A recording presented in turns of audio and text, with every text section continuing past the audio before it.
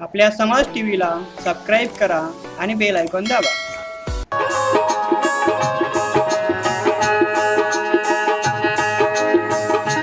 या प्रबोधन संमेलनाचं जे आयोजन करण्यात आलेलं आहे ते आयोजन या ठिकाणी आमचे मामा काशीनाथजी गणपतराव वाटोरे हे मागच्या वर्षी याच तारखेला आपल्यामधून निघून गेले होते.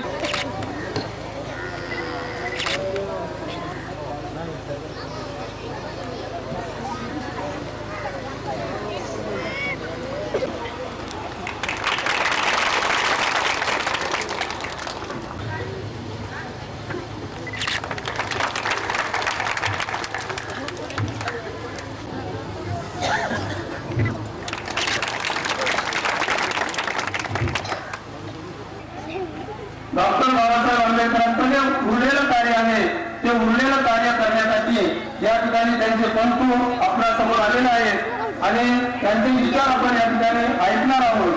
सर्वप्रथम मी त्याला विनंती करतो की आजच्या प्रबोधन संमेलनामध्ये माननीय विजयराव वाटोरे यांनी लिहिलेले आणि वारकरी प्रकाशनाने प्रकाशित केलेले महान आणि बौद्ध या पुस्तकाचे आपण या ठिकाणी प्रकाशन करणार आहोत. मी माननीय रामरत्नजी आंबेडकर व मान्यवरांना अशी विनंती करतो की त्यांनी या ठिकाणी त्या पुस्तकाचं प्रकाशन करावं.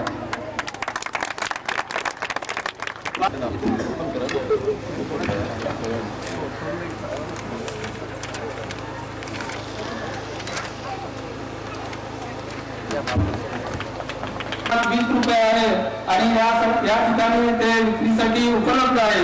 हा कार्यक्रम संपल्याच्या नंतर आपण हे पुस्तक विकत घेऊ शकता असे मी आपल्या या ठिकाणी सूचना करतो.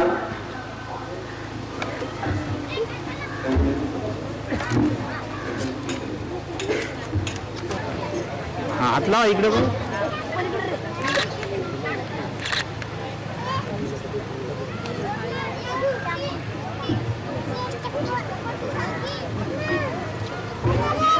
या ठिकाणी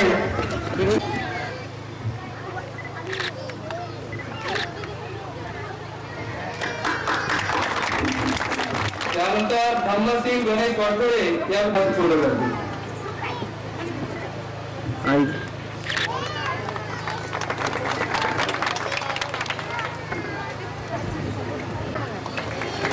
आज आपण भव्य प्रबोधन संमेलनासाठी इकडे सगळे जमलेला आहोत. काशीनाथ गणपत वाटोळे यांच्या प्रथम स्मृती दिनानिमित्त भारत मुक्ती मोर्चाद्वारे आयोजित हे जे प्रबोधन संमेलन इथे जे आयोजित केलेलं आहे त्या आयोजित प्रबोधन संमेलनासाठी आपण इकडे सगळे जमलेला आहात. त्या अनुषंगाने मी माझ्या वतीने, आंबेडकर कुटुंबियांच्या वतीने आणि बहुजन मुक्ती पार्टीच्या वतीने आदरणीय काशीनाथ वाटोळे यांना भावपूर्ण आदरांजली अर्पण करतो. आणि आजच्या या भव्य प्रबोधन संमेलनामध्ये जे विषय आपल्या समोर मांडण्यात आलेले आहेत ते म्हणजे 2 विषय आजच्या या संमेलनामध्ये आपल्याकडे ठेवण्यात आलेले आहेत. त्यातलं वारकरी आंदोलन आणि आंबेडकरी आंदोलनाचा काळ वेगळा असला तरी उद्देश मात्र एकच होता. या विषयावर प्रामुख्यानं महाराजांचं भाष्य झालेलं आहे.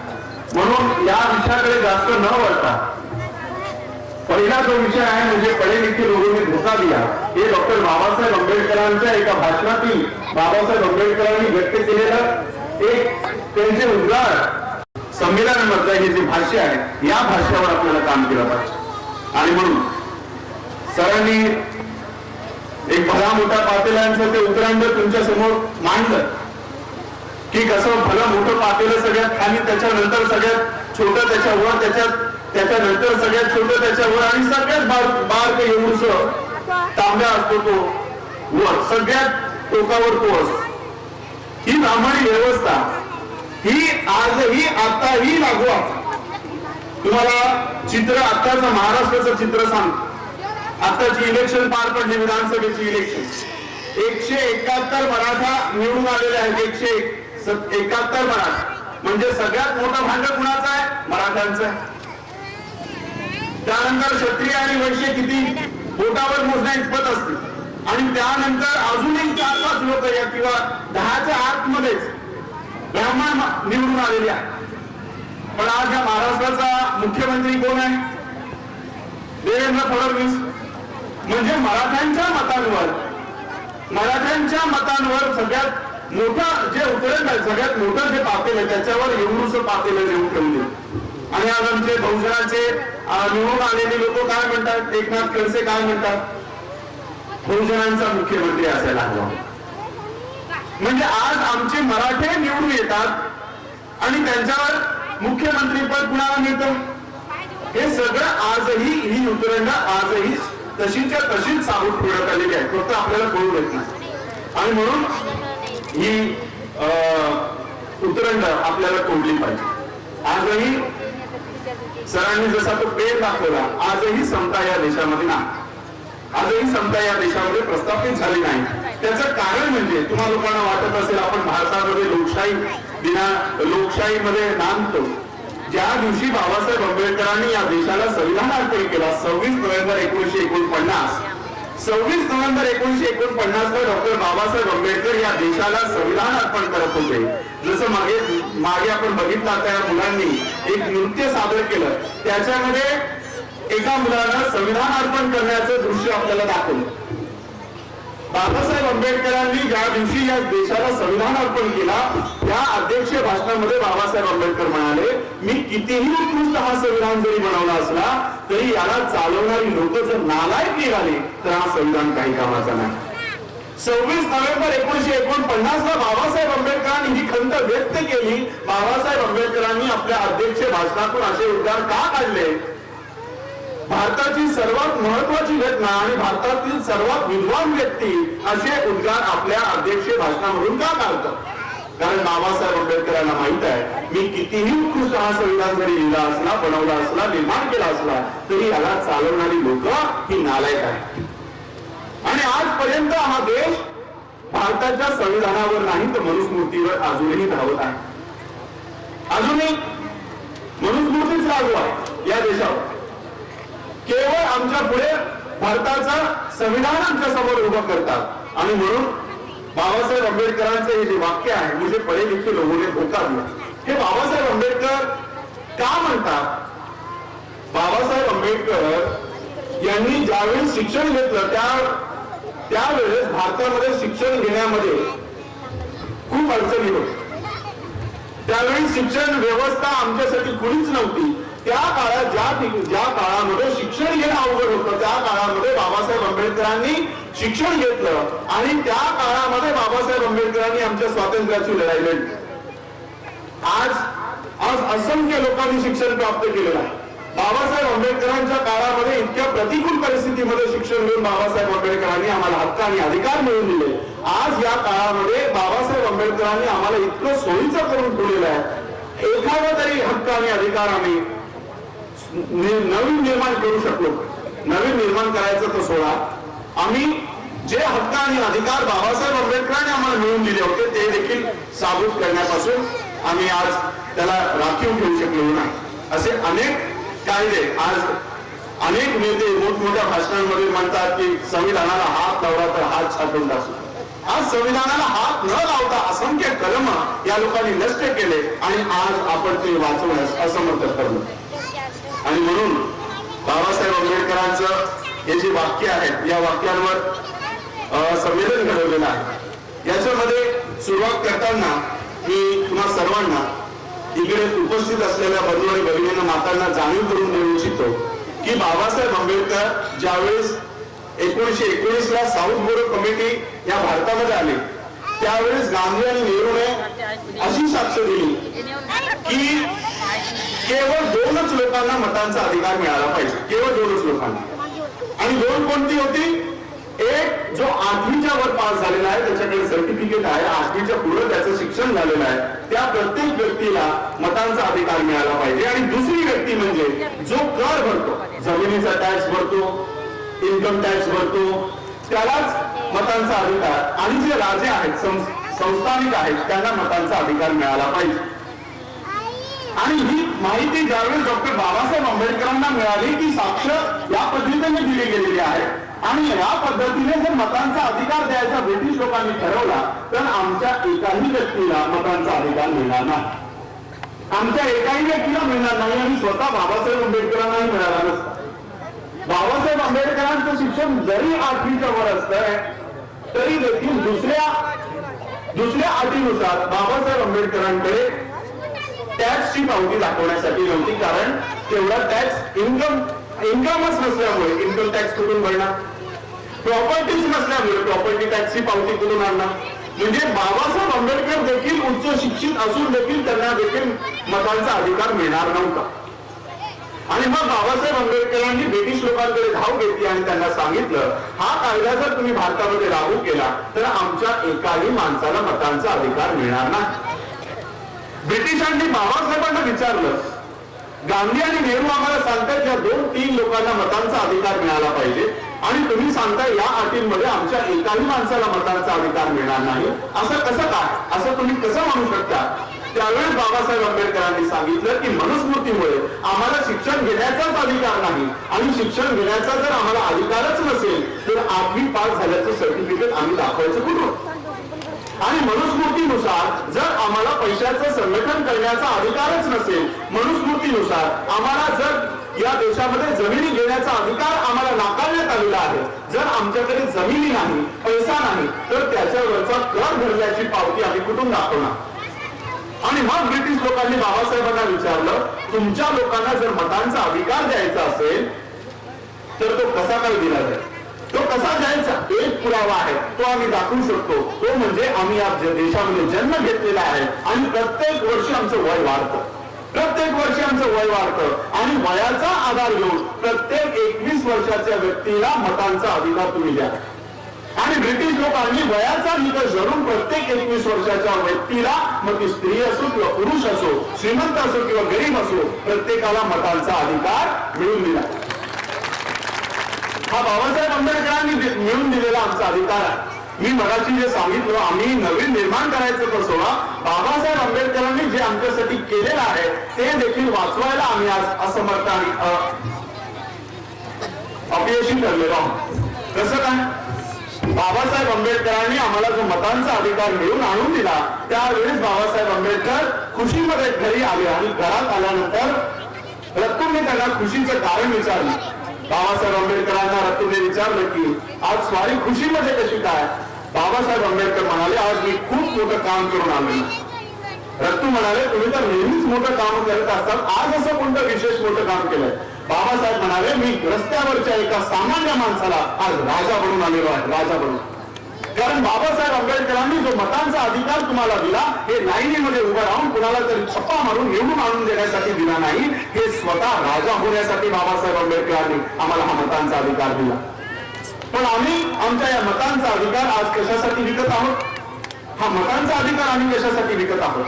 ज्या देशामध्ये डॉक्टर बाबासाहेब आंबेडकर 0 डिग्रीच्याहून कमी तापमानामध्ये होते आणि जिथे दारू पिल्याशिवाय जीवन जगता येत नव्हतं, दारू पिल्याशिवाय जिवंत राहता येत नव्हतं, त्या देशात देखील डॉक्टर बाबासाहेब आंबेडकरांनी दारूच्या एका थेंबाला स्पर्श नाही केला. आणि आज आम्ही आमचा मत कशासाठी विकतोय. आज आम्ही एकमेकांसोबत बसतात आणि काय म्हणतात, एकमेकांच्या ग्लासाला ग्लास आपटत म्हणतात, जय भीम काँग्रेस. ज्या डॉक्टर बाबासाहेब आंबेडकरांनी दारूच्या थेंबाला स्पर्श केला नाही आणि आज आमच्या महिला, मी पूर्ण महाराष्ट्रामध्ये भारतामध्ये फिरतो, आमचं महिलांची मतं कशी घेतात माहितीये, साड्या वाटप. डॉक्टर बाबासाहेब आंबेडकर PhD होऊन ज्यावेळेस भारतात येत होते, त्यांचा सत्काराचा कार्यक्रम मुंबईमध्ये ठेवला. मुंबईमध्ये डॉक्टर बाबासाहेब आंबेडकरांचा सत्काराचा कार्यक्रम ठेवला आणि ही माहिती रमाईंना कळली. रमाईंना कळलं की बाबासाहेब आंबेडकरांचा सत्काराचा कार्यक्रम ठेवला आणि मला तो सत्कार माझ्या डोळ्याने बघायचा. ही रमाईंनी इच्छा व्यक्त केली. रमाईंना बाबासाहेब आंबेडकरांचा सत्कार होताना स्वतःच्या डोळ्याने बघायचा होता, परंतु रमाईंकडे खूप मोठी अडचण होती. त्या सत्कारा प्रसंगी, त्या सोहळ्याला जाण्याकरिता त्यांच्याकडे एकही चांगली साडी नव्हती. जी साडी रमाईंनी नेसली होती ती 7 फुटावरून फाटलेली होती आणि तिला 7 गाठी मारलेल्या होत्या. रमाई विचार करत होत्या की एका उच्च विभूषित व्यक्तीचा सत्कार आहे आणि त्याची पत्नी अशा फाटक्या अवस्थेमध्ये जावं हे रमाईंना योग्य वाटत नव्हतं. म्हणून रमाई चिंतेमध्ये विचार करत होती की मला बाबासाहेब आंबेडकरांचा सत्कार होताना मला माझ्या डोळ्याने बघायचा आहे. आणि ते चिंताग्रस्त अवस्थेमध्ये विचार करत होते की बाबासाहेबांचा सत्कार तर मला डोळ्याने बघायचा आहे, पण माझ्याकडे एकही चांगली साडी नाही. आणि रमाईला त्यावेळेस आठवतो की छत्रपती शाहू महाराजांनी डॉक्टर बाबासाहेब आंबेडकरांचा सत्कार करते वेळेस एक फेटा त्यांना नेसला होता. एक फेटा त्यांना नेसलेला आहे आणि तो फेटा मी व्यवस्थित घडी करून पेटीमध्ये ठेवलेला आहे. रमाई ती पेटी उघडतात, तो फेटा काढतात, तो फेटा स्वतःभोवती गुंडाळतात आणि सत्कार जिथे सुरू आहे त्या ठिकाणी जाऊन लपून छपून, समोर येऊन देखील नाही, लपून छपून बाबासाहेब आंबेडकरांचा सत्कार ते बघतात. बाबासाहेब आंबेडकरांची नजर संपूर्ण समाजावर आहे, संपूर्ण देशावर आहे. त्या गर्दीत ते ओळखतात की रमाई लपून छपून झाडामागे लपून लपून माझा सत्कार बघते. बाबासाहेब आंबेडकरांचं भाषण झाल्यानंतर, सत्कार झाल्यानंतर बाबासाहेब आंबेडकर खाली उतरतात आणि रमाईच्या दिशेने जातात. बाबासाहेब आंबेडकर रमाईंना प्रेमाने रामू या शब्दाने बोलवायचे, रामू या नावाने हाक मारायचे. बाबासाहेब आंबेडकर रमाईंच्या दिशेने जातात, रमाईंचा हात आपल्या हातामध्ये घेतात आणि रमाईंना म्हणतात की रमाई, रामू, मला जर का तुझ्या एकटीचा संसार करायचा झाला असता तर तुम्ही सोन्यासारखा केला असता. जर का मला तुझ्या एकटीचा संसार करायचा झाला असता तर तुम्ही सोन्यासारखा केला असता, परंतु मला या समाजाचा संसार उभा करायचा आहे म्हणून मी तुला न्याय देऊ शकतो ना. आणि आज आमच्या महिलांची मतं कशावर विकली चाललंय? साड्यांवर. आज बाबासाहेब आंबेडकरांमुळे, रमाईंमुळे, रमाईंच्या त्यागामुळे आमच्या घरामधल्या कबोर्डमध्ये, आमच्या घरातल्या कपाटांमध्ये ओसंडून वाहतील एवढ्या साड्या आल्या. कुणामुळे आल्या? रमाईंमुळे आल्या, बाबासाहेबांमुळे आल्या. कशासाठी? हे जे अधिकार बाबासाहेब आंबेडकरांनी आम्हाला मिळवून दिलेले आहेत, किमान ते तरी आपण साबूत ठेवले पाहिजे. आणि म्हणून असंख्य बाबासाहेब आंबेडकरांचे जे जे उर्वरित राहिलेले कार्य आहे ते कार्य आपल्याला केलं पाहिजे. मग ते काय केलं पाहिजे? किमान आपली जी बाबासाहेब आंबेडकरांनी मिळवून दिलेलं आहे किमान ते तरी वाचवलं पाहिजे. बाबासाहेब आंबेडकरांनी त्यांच्या स्वखर्चातून काही तरुण परदेशामध्ये शिकायला पाठवले. परदेशामध्ये शिकून आल्यानंतर ही तरुण भारतामध्ये आली. भारतामध्ये आल्यानंतर या तरुणांनी लग्न केलं, संसार केली, मोठ्या मोठ्या पदावर गेले, पण कधीही चळवळीकडे लक्ष दिले नाही, कधीही दिलं नाही. म्हणून बाबासाहेब आंबेडकर म्हणाले की मुझे पढे लिखे लोगों ने धोखा दिया. ज्या समाजात 10 डॉक्टर, 20 इंजिनियर, 30 वकील निर्माण होतील त्या समाजाकडे कोणीही वाकड्या नजरेने बघू शकत नाही अशी धारणा होती. आज आमच्या समाजात 10 लाख डॉक्टर्स आहेत, 20 लाख इंजिनियर्स आहेत, 30 लाख वकील आहेत. समाजाकडे वाकड्या नजरेने बघू शकत नाही असं आपण म्हणू शकतो का? समोर काय आमच्या खैरलांजी आहे, जवखेडा आहे, सोनाई आहे. हे कशासाठी, हे कशामुळे झालं? कारण ह्या शिकलेल्या सवरलेल्या लोकांनी चळवळीकडे कधी लक्ष दिलं नाही. ज्या समाजात 10 डॉक्टर, 20 इंजिनियर असतील त्या समाजात कोण जर वाकड्या नजरेने बघू शकत नाही अशी जर धारणा असेल तर आज आमची संख्या लाखात गेली तरी देखील आमच्या समाजावर, आता समाज आणि जाती पण आपल्या लोकांना कळलं पाहिजे समाज म्हणजे काय, जात म्हणजे काय.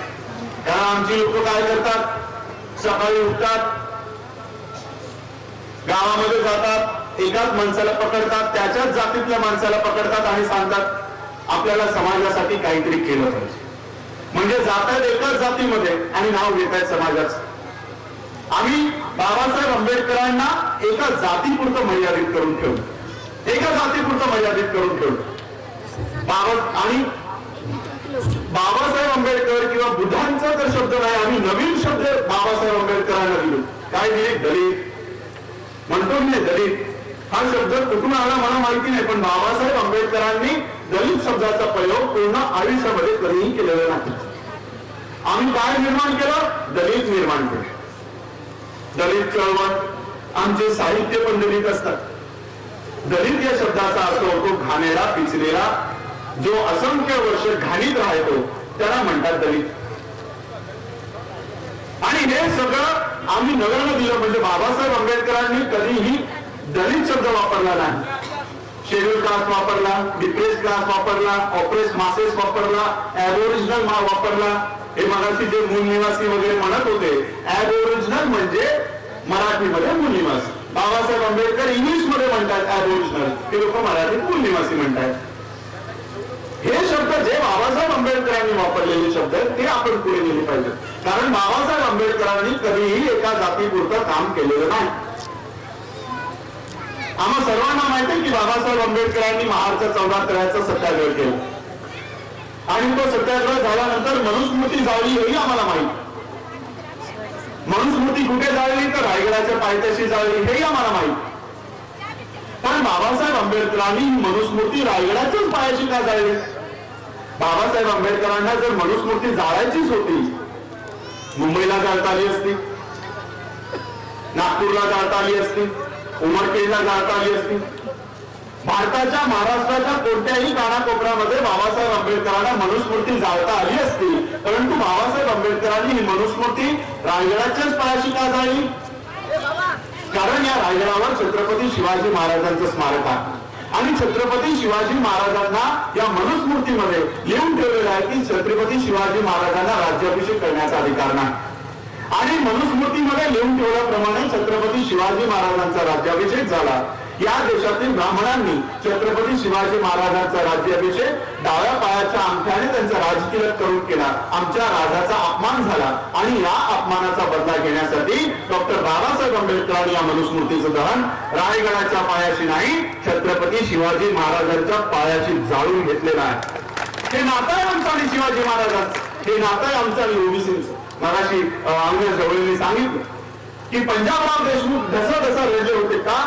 कारण पंजाबराव देशमुख बाबासाहेब आंबेडकरांकडे विनंती करण्यासाठी गेले होते की तुम्ही जे संविधान सभेवर निवडून गेलेला आहात, संविधान मसुदा समितीचे अध्यक्ष आहात, त्या मसुद्यामध्ये ओबीसीसाठी आमच्यासाठी हक्क आणि अधिकार आमच्यासाठी द्या. हे विनंती करण्यासाठी पंजाबराव देशमुख बाबासाहेब आंबेडकरांच्या घरी गेले होते आणि बाबासाहेब आंबेडकरांकडे विनंती करण्यापूर्वीच बाबासाहेबांनी ती तरतूद करून ठेवली होती. हे ज्यावेळेस त्यांना कळलं त्यावेळेस ते ढसा रडले होते. सांगायची गरज लागली नव्हती की ओबीसींची करा म्हणून.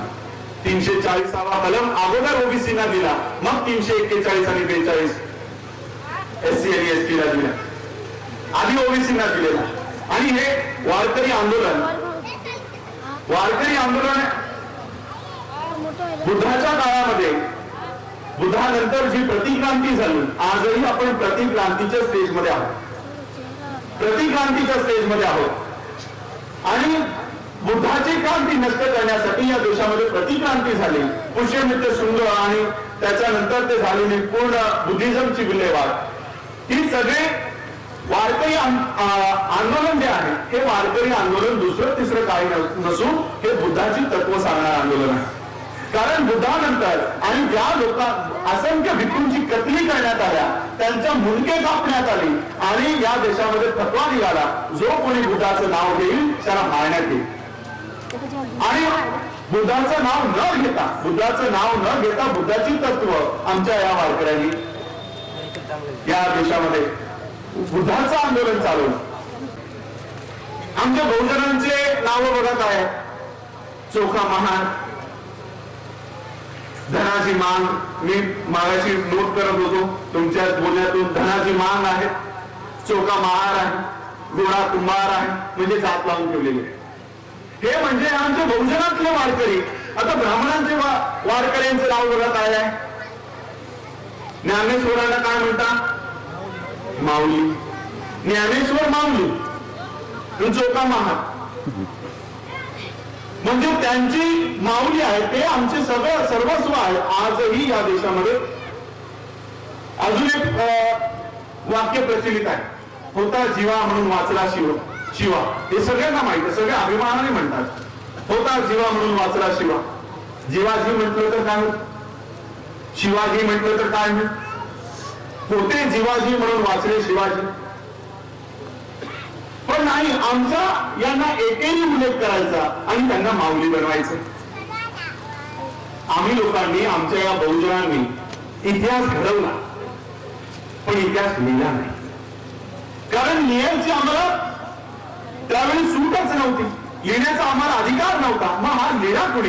ज्यांनी कधीही इतिहास घडवला नाही, ज्यांनी कधीही तलवार हातात घेतली नाही, ज्यांनी कसली चळवळ केली नाही, त्या लोकांनी इतिहास लिहिला आणि तो आपण वाचत. आज आम्ही पडे लिखले नाही, लिखे पडे झालेलो आहोत. जे लिहिलेलं आहे ते वाचतोय. तर्क, बुद्धिझम तर्कावर आधारित आहे. तर्क करायचं आम्हाला बुद्ध शिकव. बुद्ध स्वतः सांगतात की मी जे सांगतोय त्याच्यावर विश्वास ठेवू नका, तुमच्या बुद्धीच्या कसोटीवर आधी ते घासून बघा आणि मगच तुम्ही ते स्वीकार. म्हणजे बुद्ध स्वतः सांगतात की मी सांगतो त्याच्यावर विश्वास ठेवू नका. आणि म्हणून हे तर्कावर आधारित आपल्याला हे सगळं केलं पाहिजे. आणि म्हणून आजचे जे विषय होते म्हणजे पढे लिखे लोगों ने धोखा दिया, मी आजच्या या प्रसंगी जास्त बोलणार नाही, कारण आधीच 2-2:30 वाजलेले आहेत. मलाही मुंबईला रवाना व्हायचंय आणि हे जे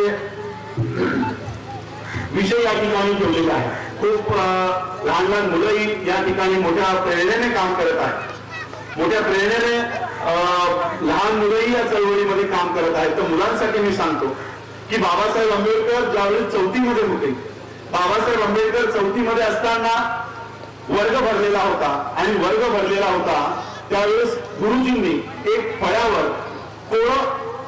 कोडं लिहिले, एक प्रश्न लिहिला गणितातला प्रश्न मांडला आणि प्रश्न मांडल्यानंतर वर्गाला विचारलं की या प्रश्नाचं उत्तर कुणाला आहे. त्यावेळी छोट्या भीमाचा हात वर गेला आणि छोट्या भीमाला गुरुजींनी ते फळ्यावर प्रश्नाचं उत्तर सोडवण्यासाठी आमंत्रित केले. बाबासाहेब आंबेडकर म्हणजे डॉक्टर बाबासाहेब आंबेडकरांचं नाव त्यावेळेस भीमा होतं. आपल्या जागेवरनं उठले आणि जसंही त्या फळ्याच्या दिशेने जाऊ लागले, फळ्याच्या दिशेने गेल्या गेल्या सगळी मुलं उठून उभी राहिली. उठून उभं राहिल्यानंतर सगळी मुलं गुरुजीकडे गेल्या आणि गुरुजीला धमकावून सांगितले की खबरदार जर भीमाने फळ्याला हात लावला, खबरदार जर भीमाने फळ्याला हात लावला तर त्या फळ्याच्या मागे आमचे डबे, खाण्याचे डबे ठेवलेले आहेत. पण भीमाने जर त्या फळ्याला हात लावला तर आमचे जेवण बातेल, आमचे डबे बाटतील. आणि छोट्या भीमाला ते उत्तर, ते कोडं सोडवता आलं नाही. परंतु आपल्या बुद्धिमत्तेच्या जोरावर एवढा अभ्यास डॉक्टर बाबासाहेब आंबेडकरांनी त्यांच्या आयुष्यामध्ये केला की भारताला पडलेलं संविधानाचं कोडं, भारताला पडलेलं खूप मोठं कोडं होतं की या देशाला संविधान कोण निर्माण करून देईल, ते कोडं बाबासाहेब आंबेडकरांनी मोठं झाल्यानंतर सोडवलं आणि या देशाला संविधान निर्माण करून दिलं. आणि आपल्याला केवळ एवढंच वाटतं की बाबासाहेब आंबेडकरांनी या देशाचं संविधान लिहिलं, एवढं सहज सोपे नाही. याच्यासाठी असंख्य कष्ट बाबासाहेब आंबेडकरांना घ्यावे लागले. बाबासाहेब आंबेडकर या देशाचे संविधान करते होऊ नये म्हणून असंख्य षडयंत्र या देशामध्ये झाले. बाबासाहेब आंबेडकर या संविधान सभेवर निवडून जाऊ नये म्हणून गांधी आणि नेहरूने सरदार वल्लभभाई पटेलला कामाला लावलं. सरदार वल्लभभाई पटेल यांच्यावर जबाबदारी सोडली की बाबासाहेब आंबेडकर हे संविधान सभेवर निवडून येता कामा नये. आणि याचा ज्यावेळेस त्यांनी आढावा घेतला, सरदार वल्लभ पटेल यांना बोलावून घेतलं आणि बोलावून घेतल्यानंतर विचारलं की बाबासाहेब आंबेडकर संविधान सभा 6 तालुक्यांमधनं 6 तालुक्यांच्या एका भागातून, त्या कॉन्स्टिट्युएन्सी मधनं, मतदारसंघातून बाबासाहेब आंबेडकरांना निवडून आणलं आणि निवडून बाबासाहेब आंबेडकरांना संविधान सभेवर पाठवलं. संविधान सभेचं ज्यावेळेस कामकाज सुरू झालं, कामकाज सुरू झाल्यानंतर एक प्रस्ताव तिकडे नेहरूने ठेवला, एक वादग्रस्त प्रस्ताव तिथे ठेवला आणि त्या प्रस्तावावर इतकं प्रचंड गदारोळ झाला. जसं आज तुम्ही टीव्हीवर बघता संसदेमध्ये त्याची मारामारी सुरू असते. बाकी सावंत काय म्हणते, माझा नाच ठेवा तिथे म्हणजे सगळे शांत राहतील, याच्यासाठी संसद भवनाचा आता वापर होणार. त्या संसदेमध्ये इतका गदारोळ सुरू झाला, अक्षरशः खूप मोठे भांडणं तिथे सुरू झाली. आणि त्या भांडणाच्या प्रसंगात डॉक्टर राजेंद्र प्रसाद यांनी बाबासाहेब आंबेडकरांचं नाव घेतलं की बाबासाहेब आता तुम्ही बोला. डॉक्टर बी आर आंबेडकर तुम्ही बोला. बाबासाहेब आंबेडकर त्यावेळेस आपल्या जागेवरनं उठले. बाबासाहेब आंबेडकर 193 पैकी एक साधारण सदस्य होते, साधारण सदस्य. त्यांचा बोलण्याचा वेळ फक्त 10 मिनिटं, तेही 3 दिवसांनी यायचे. 3 दिवसांनी फक्त 10 मिनिटं. आणि त्या गोंधळामध्ये बाबासाहेब आंबेडकरांचा वेळ नसताना, त्यांचे तो दिवसही नसताना त्यांना बोलायला लावलं. बाबासाहेब आंबेडकर आपल्या जागेवरून उठले. उठल्यानंतर ते भाषणातूनच म्हणाले की आज माझा वेळही नसताना, आज माझी कसली तयारी नसताना तुम्ही माझं नाव घेतलं.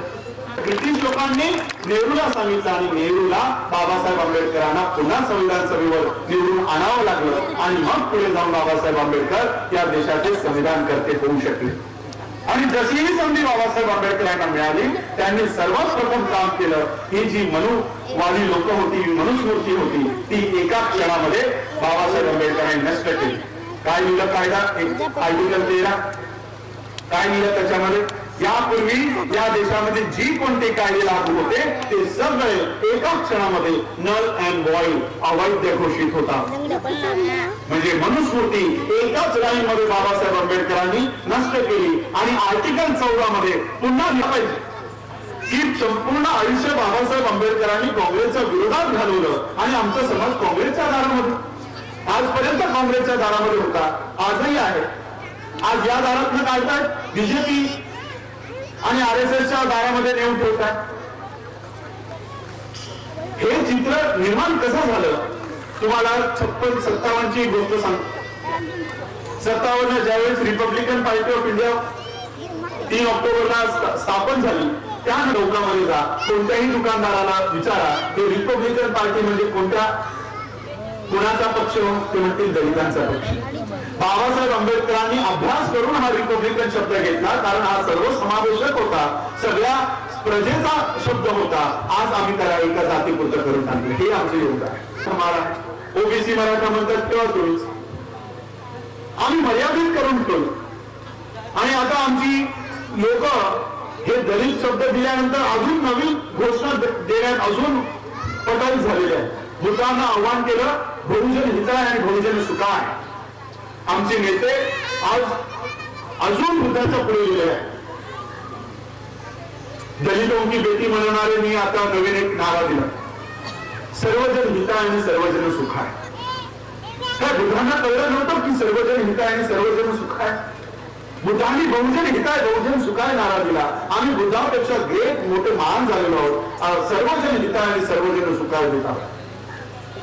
हे सगळं आम्ही निर्माण केलं. हे सगळं आम्ही आज या चळवळीचं योगदान आमचं हे आहे. बहुजनांचं आम्ही सर्वजन केलं. आम्हाला तेवढी आमची आज पात्रता गेली आहे की बुद्धाच्याही पुढे आम्ही गेलो. आणि म्हणून हे सगळं बाबासाहेब आंबेडकरांना या काँग्रेसला खाली खेचण्यासाठी सत्यशोधन मधुकर महाराजजी हेही उपस्थित राहिले, त्याबद्दल त्यांचेही धन्यवाद. आणि इथे मोठ्या संख्येने आपण देखील या कार्यक्रमाला आलात त्याबद्दल आपलेही आभार. आपण माझं म्हणणं ऐकून घेतलं त्याबद्दल सर्वांचे आभार. धन्यवाद. जय हिंद, जय भारत, जय गुरु. आंबेडकर यांना सुपूर्द करेल.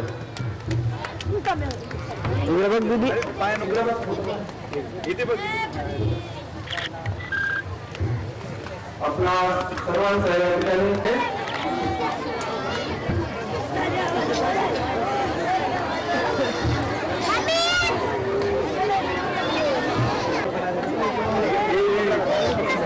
नुकत्याच झालेल्या निवडणुकीमध्ये जे काही मिनिमम मशीनचा वापर करण्यात आला त्याबद्दल निवासी नायक दैनिकामध्ये छापून आलेले ते पेपर या ठिकाणी उपलब्ध आहेत. ज्यांना उसाला घ्यायचं त्यांनी त्या समोर त्या ठिकाणी हा बोला ना.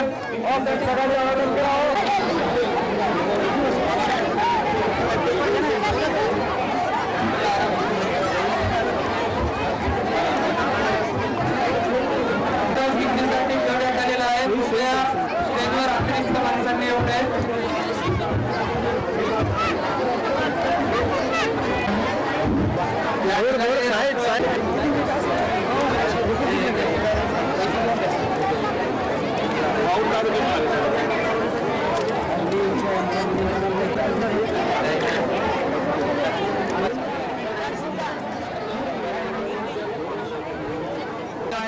ज्यांना कोणाला लागेल त्यांनी कृपया घ्यावे. या ठिकाणी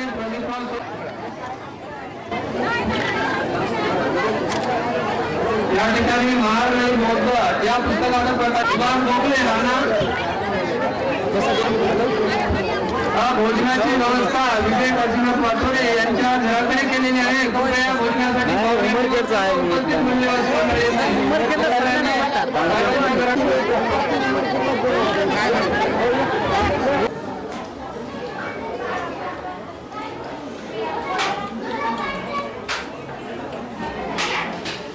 ताप लावून द्यायला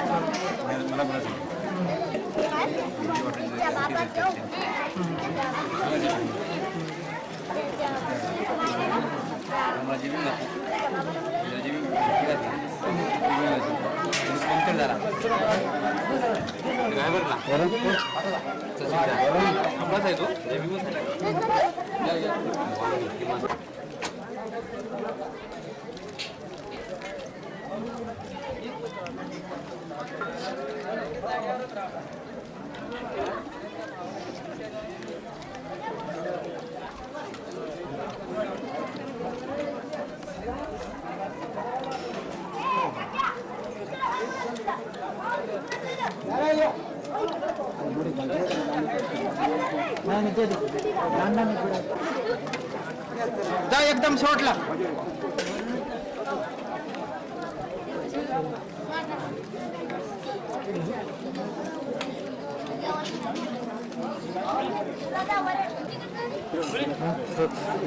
बाबा तिकडे